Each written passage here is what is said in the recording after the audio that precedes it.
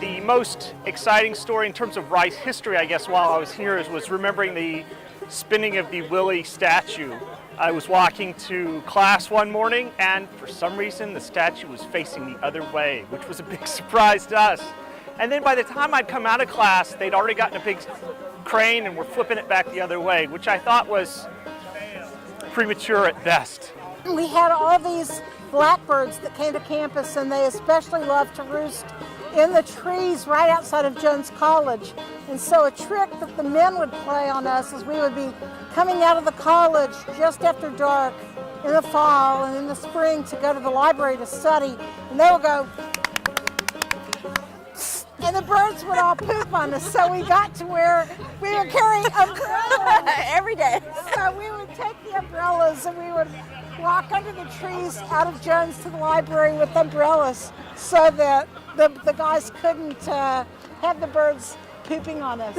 A classic tradition was to penny the freshmen into their rooms, which involved pushing really hard on the doors and then progressively jamming pennies into the crack between them until the pressure was so hard that you couldn't open the door. So the next morning the freshmen would wake up, they couldn't go to class because they were literally locked in their room and they had to call somebody to get them out. So one night we were in our room and we heard this subtle tinkle sound and we pretty well recognized somebody was trying to penny us into the room. Being electrical engineers, we had wire cutters and stuff like that, so I had an idea. So went and cut the wires off of this, stripped off both ends of it, plugged it into the wall. There was this subtle look on the other side like, they very, very slowly, gracefully walked away, and we were never bothered again from that point forward. So, amen. Amen.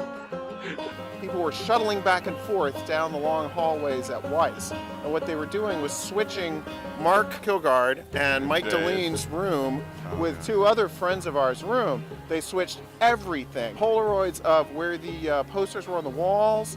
They switched the contents of the drawers. They switched the nameplate or the number plates. They switched the locks. Everything. So when you went into Mike and Mark's room, it was Ken and Dave's room. That was pretty impressive. And they just stayed there for the rest of the semester because what are they going to do? It's finals week. So we had fun.